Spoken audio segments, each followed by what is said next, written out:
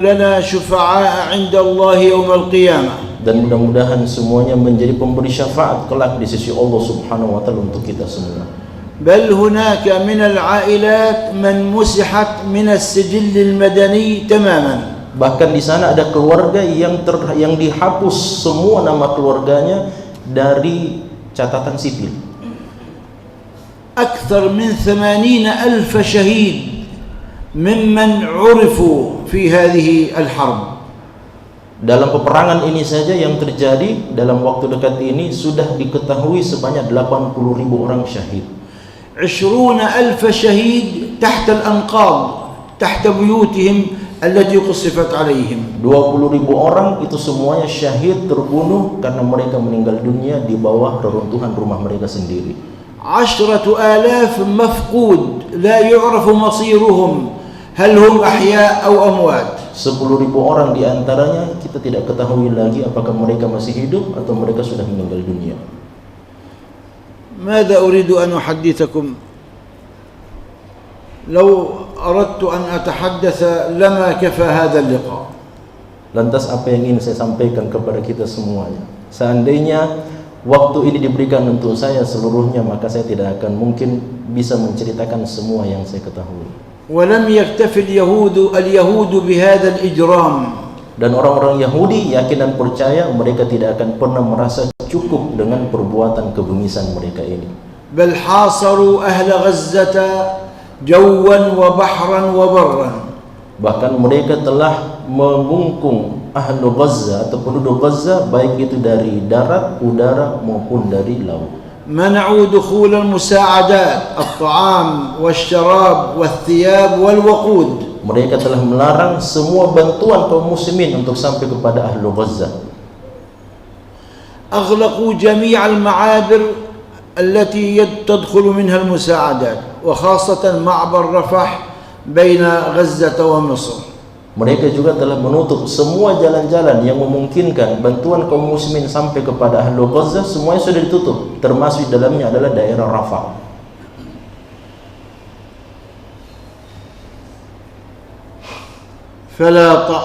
فلا طعام ولا شراب ولا وقود ولا كهرباء. Maka mereka tidak memiliki, tidak ada makanan, tidak ada minuman, tidak ada bahan bakar, bensin, oli dan sebagainya, bahkan tidak ada listrik untuk mereka. تصور هذا النور الذي نراه الآن أهل غزة من 2.5 عام لم يروه. Coba kita lihat cahaya yang ada di atas kepala kita saat ini. Penduduk Gaza sudah sejak 2 tahun lebih mereka tidak bisa melihatnya. أصاب الناس في غزة الجوع الشديد والعطش الشديد. Ahlu Gaza saat ini sedang menderita kelaparan yang sangat dalam dan kehausan yang sangat. حتى أكلوا أوراق الشجر. Sampai mereka hanya bisa memakan dedaunan saja. أكلوا العشب الذي ينبت في الأرض. Mereka hanya bisa memakan rumput. بل أكلوا طعام الدواب أجلكم الله. Bahkan mereka memakan makanan hewan. حتى نحلت أجسادهم وأصبحوا هياكل عظمية. Sampai mereka semakin kurus saat ini dan tidak ada lagi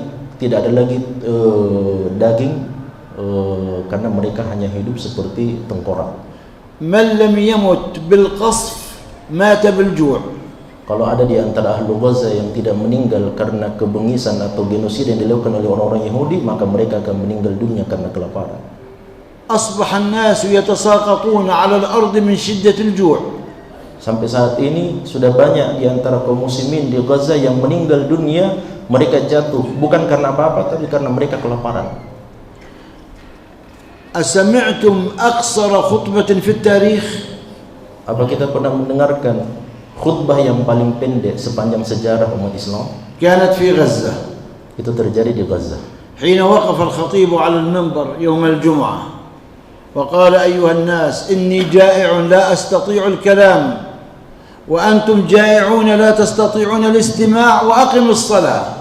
Di mana khatib itu naik ke atas mimbar dan mengatakan, wahai jamaah sekalian, sesungguhnya saya sedang kelaparan sehingga saya tidak bisa berkata apa-apa, dan kalian semuanya sedang kelaparan dan tidak bisa fokus mendengarkan ceramah saya, maka dirikanlah ibadah salat Jumat.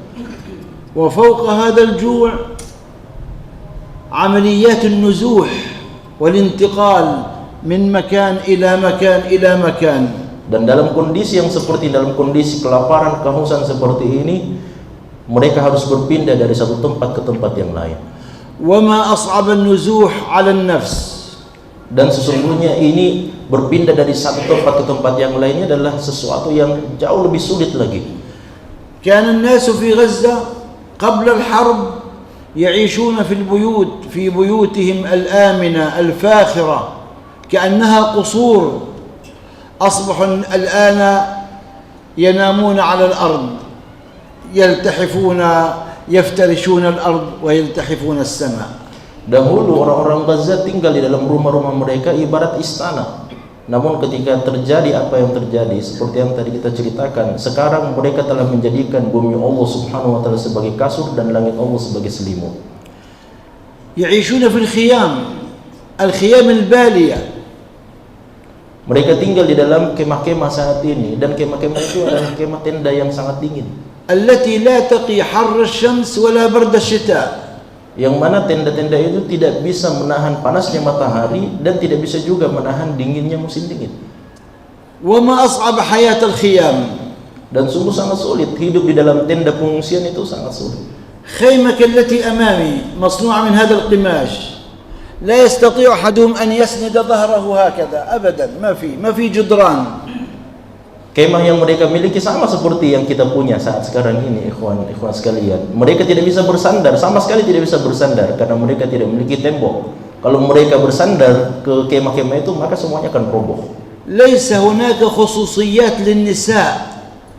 المرأة إذا أرادت أن تغير ملابسها لا يوجد مكان، تجد حرجا شديدا. Seorang wanita kalau dia ingin mengganti pakaiannya, dia tidak punya tempat khusus untuk mereka, dan mereka harus mengganti dalam kondisi sangat memalukan sekali. وإلى هذه اللحظة يعيشون في الخيام. Dan sampai detik ini mereka masih tetap tinggal di dalam tenda-tenda pengungsian. أنا الذي أحدثكم كان عندي في غزة 3 بيوت 4 طوابق سويت بالأرض. Saya yang menceritakan ini, ikhwah sekalian, dahulu saya memiliki 3 rumah, dan setiap rumah itu di Gaza itu 4 lantai, semuanya rata dengan tanah. وأولادي قبل أن آتي إلى هذا اللقاء اتصلت بهم يعيشون في الخيام كشأن أهل غزة كلهم. Dan sesaat sebelum saya ke sini, saya sempat menelpon kepada anak-anak saya di sana, dan mereka mengabarkan mereka sama kondisi mereka, mereka tidur di atas tanah dan sama kondisi mereka seperti penduduk Gaza yang lainnya. أما طعامهم وخاصة في رمضان ماذا يأكلون؟ هل يأكلون اللحم أو الدجاج؟ لا. Sekarang di dalam bulan Ramadan, kira-kira apa yang mereka makan? Dalam kondisi seperti yang tadi kita gambarkan, kira-kira apa yang mereka makan? Apakah mereka makan daging? Mereka makan ayam? Tidak ada. طعام الإفطار عندهم في رمضان على أشياء بسيطة، الحمص، الفاصوليا، البازيلا،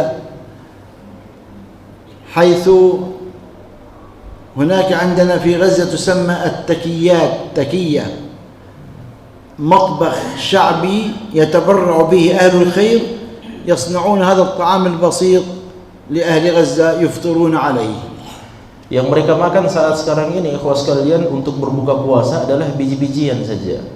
Dan itu biji-bijian itu dimasak di di dapur-dapur umum, di mana sebagian di antara kaum muslimin yang masih memiliki harta, mereka memberikan tabarruk, bantuan ke dapur-dapur umum itu untuk membuat masakan, dan masakan itulah masakan yang sangat sederhana sekali dari biji-bijian, itulah yang dimakan untuk iftar ahlu Gaza. الشراب الذي يشربون الماء ملوث بالطين والرمل. Air minum yang mereka minum itu adalah air yang bercampur dengan comberan atau bercampur dengan tanah.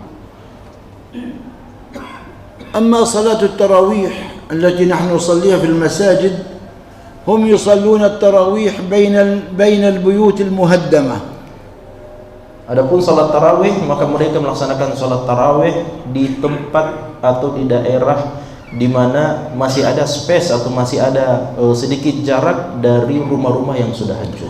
ويرفعون الأذان من فوق المساجد المدمرة. Dan mereka mengumandangkan azan di atas masjid-masjid atau kubah masjid yang sudah roboh. ومع هذا كله ومع هذا الإجرام وقلة الطعام إلا أن أهل غزة صابرون صامدون ثابتون. Dan dengan semua kondisi serta kebengisan yang dilakukan oleh orang-orang Yahudi kepada saudara-saudara kita di Gaza, namun mereka adalah orang-orang yang tetap bersabar, mereka adalah orang-orang yang tetap istiqomah dan tegar di jalan Allah Subhanahu wa taala.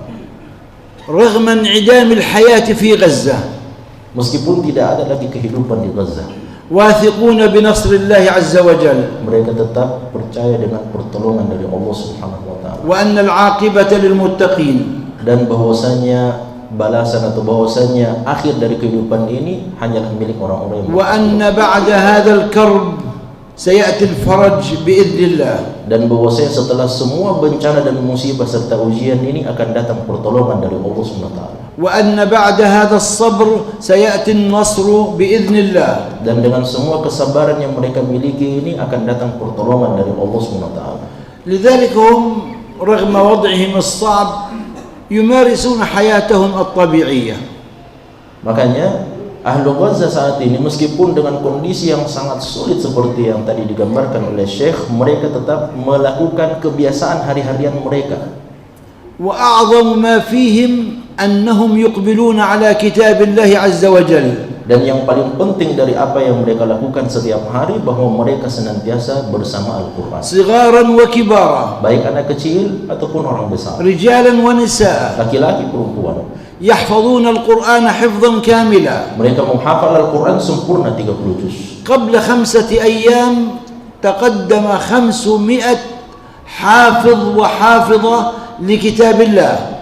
Sebelum 5 hari yang lalu itu telah ada 500 orang lebih laki-laki dan perempuan, ikhwan dan akhwat, yang mengajukan hafalannya telah selesai 30 juz. سردوا القرآن كله في جلسة واحدة من صلاة الفجر إلى صلاة المغرب. Mereka semuanya melantunkan hafalan mereka selesai dari Al-Fatihah sampai An-Nas 30 juz, mulai dari dalam satu majlis, selesai salat subuh sampai masuknya waktu maghrib. ولعل هذا لا يوجد إلا في غزة فقط. Dan mungkin saja ini tidak akan kita dapatkan kecuali di Gaza saja.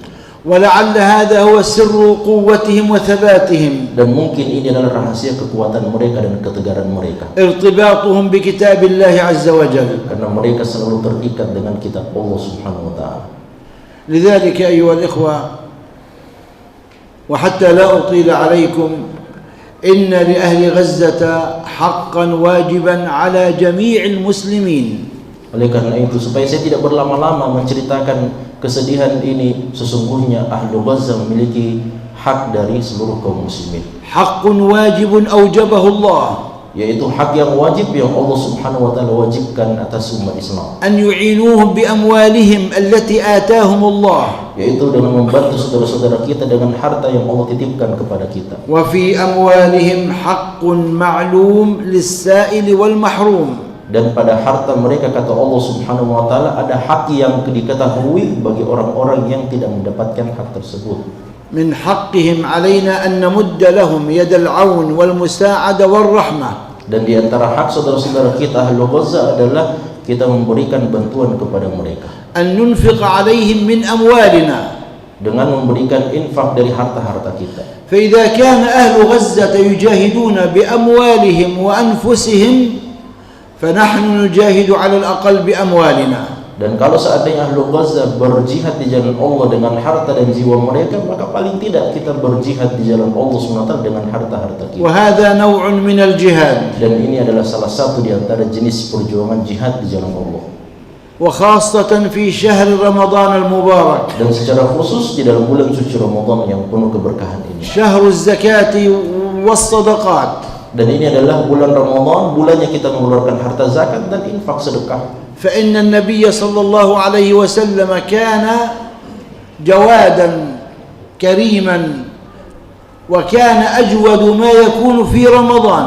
dan adalah Nabi Muhammad SAW seorang Nabi dan Rasul yang sangat dermawan, dan kedermawanan Nabi Muhammad SAW sampai puncaknya ketika masuki bulan suci Ramadan. حين يلقاه جبريل عليه السلام Ketika Jibril alaihissalam berjumpa dengan Nabi SAW di bulan Ramadan, وكان أجود بالخير من الريح المرسلة. dan adalah Nabi SAW lebih dermawan dibandingkan dengan angin yang berhembus. ولعل ما تنفقه من مالك يكون سببا لإطعام جائع أو سقي عطشان أو شفاء مريض. Dan bisa saja, mungkin saja harta yang kita infakkan di jalan Allah untuk saudara-saudara kita ini menjadi makanan yang bisa dimakan oleh saudara-saudara kita yang kelaparan, menjadi air minum untuk saudara-saudari kita yang kehausan, atau menjadi bantuan bagi saudara-saudara kita yang membutuhkan. وقد أخبرنا النبي صلى الله عليه وسلم عن رجل في من كان قبلنا سقى كلبا كان يلهث من شدة العطش. Dan Nabi Muhammad SAW telah mengabarkan kepada kita tentang seseorang yang memberi air minum kepada seekor anjing yang sangat kehausan. فشكر الله له وغفر له وأدخله الجنة. Maka Allah Subhanahu wa taala bersyukur kepada hamba tersebut, kepada pria itu, dan Allah mengampunkan dosa-dosanya dan memasukkan dia ke dalam surga. هذا في من سقى كلبا نجسا في شريعتنا فكيف بمن سقى إنسانا مؤمنا. Ini adalah orang yang mendapatkan keutamaan karena memberi air minum kepada seekor anjing yang hukumnya di dalam syariat kita adalah hukum najis. Bagaimana dengan orang yang memberi makan kepada seorang laki-laki atau seorang mukmin? وقد قال صلى الله عليه وسلم الراحمون يرحمهم الرحمن. Dan Rasulullah SAW telah bersabda, Ar-Rahimuna, orang-orang yang berkasih sayang mengasihi orang-orang yang lain, maka Allah juga akan mengasihinya. ارحموا من في الأرض يرحمكم من في السماء. Sayangilah, rahmatilah orang-orang yang berada di muka bumi ini, maka Allah yang ada di langit akan menyayangimu. واعلم أن الإنسان يوم القيامة يكون في ظل صدقته في ذلك اليوم العصيب. Dan ketahuilah bahwa seorang mukmin kelak di hari kiamat akan berada di bawah naungan sedekahnya. واعلم أنه ما نقص مال من صدقة. Dan ketahuilah harta tidak akan mungkin berkurang disebabkan karena sedekah. بل الله عز وجل يبارك في مالك ويزيده إذا أنفقته في سبيل الله. Bahkan Allah Subhanahu wa taala akan menambah harta kita dan memberkatinya apabila kita infakkan di jalan Allah Subhanahu wa taala. وإن هناك ملكا من الملائكة يدعو لمن أنفق في كل صباح يقول اللهم أعط منفقا خلفا. Dan Allah Subhanahu wa taala menciptakan satu jenis malaikat, setiap pagi dia akan berdoa kepada Allah Subhanahu wa taala, ya Allah berikanlah ganti yang baik kepada orang-orang yang berinfak pada hari ini. والله تعالى يقول في سورة البلد فلا اقتحم العقبة وما أدراك ما العقبة ثم قال أو إطعام في يوم ذي مسغبة. Dan Allah Subhanahu wa taala telah berfirman di dalam surat Al-Balad, أو إطعام في يوم مسغبة. والمسغبة هو الجوع الشديد. Dan masghaba itu artinya ikhwas sekalian adalah hari kelaparan yang sangat dahsyat. تطعم إنسانا في يوم شديد الجوع كما هو الشأن في غزة الآن. Engkau memberi makan, jadi yaumul masghab itu artinya engkau memberi makan kepada seseorang yang dalam kondisi sangat kelaparan seperti saudara-saudara kita di Gaza. وما تقدموا لأنفسكم من خير تجدوه عند الله. Dan apapun kebaikan yang engkau berikan dalam kehidupan dunia ini, engkau akan dapatkan dalam kehidupan akhirat. وما عندكم ينفد وما عند الله باق. Apa yang ada di sisi kita hari ini akan binasa, namun apa yang ada di sisi Allah tetap akan kekal selama-lamanya. بارك الله فيكم وفي جمعكم وفي أولادكم وأموالكم وجعل ما تنفقونه في موازين حسناتكم يوم القيامة. Semoga Allah Subhanahu wa taala memberkahi kita semuanya, memberkahi harta kita, anak-anak kita, keluarga kita, dan mudah-mudahan itu semuanya dari apa yang kita nafkahkan, dari apa yang kita sedekahkan, mudah-mudahan menjadi pemberat timbangan kita kelak di sisi Allah Subhanahu wa taala. Jazakumullahu khairan wa baraka fikum. Wassalamu alaikum warahmatullahi wabarakatuh. Kemudian beliau menutup dengan mengucapkan syukran kepada kita semuanya. Wassalamualaikum warahmatullahi wabarakatuh. Barakallahu fikum, syukran.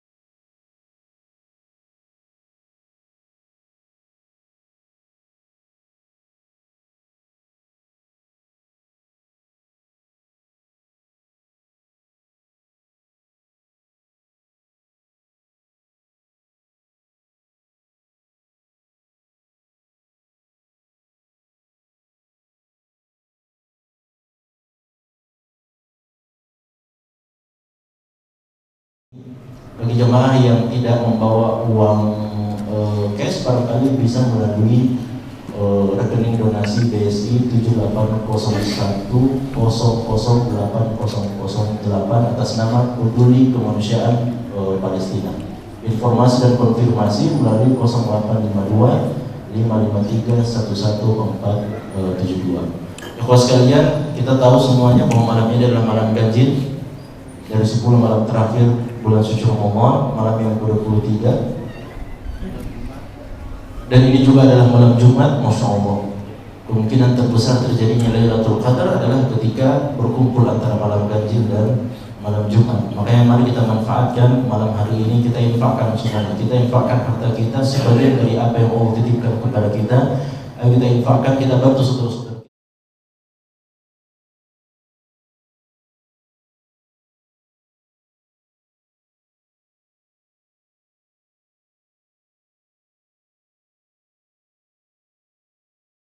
Di dalam Al-Quran itu sering Allah SWT mengajak kita dan memerintahkan kita dengan amal soleh, dan Allah Subhanahu Wa Taala langsung menyebutkan ganjaran pahalanya. Allah SWT mengatakan, Ya ayyuhalladzina amanu kutiba alaikumus shiyam kama kutiba alal ladzina min qablikum la'allakum tattaqun. Langsung ada jawabannya di situ. Allah mengatakan, Wa aqimis sholata inna sholata tanha 'anil fahsya'i wal munkar. Namun secara khusus berkenaan dengan infak dan sedekah ini, saya ingin semuanya pulang dari masjid kita ini, termasuk yang i'tikaf, coba buka firman Allah Subhanahu Wa Taala surat Al-Baqarah 261 dan ayat yang ke-254. Dalam ayat yang ke-254 Allah mengatakan, Ya ayyuhalladzina amanu anfiqu mimma razaqnakum min qabli an ya'tiya yawmun la bay'un fihi wa la khullatun wa la syafa'ah wal kafiruna humudz zalimun. Allah perintahkan kepada kita untuk berinfak dengan sebagian harta kita. Apakah langsung datang jawabannya tentang keutamaan infak setelah itu? Ternyata tidak. Allah Subhanahu Wa Taala berikan 6 ayat yang menjelaskan tentang kekuasaan dan kebesaran Allah Subhanahu Wa Taala. Yang ke-255 ayatul kursi, a'dhamu ayatin fil Quran. Yang ke-256 La ilaha la ikraha fid din qad tabayyan, berbicara tentang keimanan kepada Allah Subhanahu Wa Taala. Allahu waliyul ladzina amanu yukhrijuhum minadh dhulumati wan nur. Alam tara ila alladhi haja Ibrahim fi rabbih an atahu Allahul mulk aw kalladhi marra ala qaryatin wa id qala Ibrahim rabbi arini. Semua 6 ayat ini berbicara tentang keagungan kebesaran Allah Subhanahu Wa Taala. Ayat yang berikutnya 261, apa kata Allah? Mathalul ladzina yunfiquna amwalahum fi sabilillah kamathali habbatin ambatat sab'a sanabila fi kulli sunbulatin mi'atu habbah. Tahu ikhwas sekalian, ayat ini turun, berapa orang yang berinfak dengan Allah SWT? Sebagian ulama tafsir mengatakan ayat ini turun berkenaan dengan pengumpulan harta para sahabat untuk peperangan Tabuk, dan yang berinfak di jalan Allah di peperangan Tabuk cuma 2 orang. Yang pertama Abdurrahman bin Auf dan kedua Utsman bin Affan. Dan tahu berapa infak dari Abdurrahman bin Auf? Ratusan dirham. Infak yang diberikan oleh Utsman bin Affan, semua kebutuhan peperangan Tabuk, semua harta Utsman bin Affan diberikan oleh Allah Subhanahu Wa Taala. Sampai Nabi mengatakan, Ma darra Utsman ma fa'ala ba'da hadza. Tidak akan termudaratkan Utsman bin Affan dengan infak yang diberikan setelah dia memberikan atau setelah apa yang dia lakukan pada hari ini. Oleh karenanya, mungkin Allah SWT ingin melihat bagaimana infak kita pada malam hari ini. Siapa yang tergerak hatinya setelah mendengarkan kisah dari saudara-saudara kita, mari kita infakkan di jalan Allah Subhanahu Wa Taala. Mudah-mudahan inilah yang menyelamatkan kita kelak di sisi Allah Subhanahu Wa Taala. Mudah-mudahan ada manfaatnya. Ada wabillahi ajma'in wa akhiru da'wana alhamdulillahi rabbil alamin. Wassalamualaikum warahmatullahi wabarakatuh. Jazakumullah khairan. Allah yakrimak.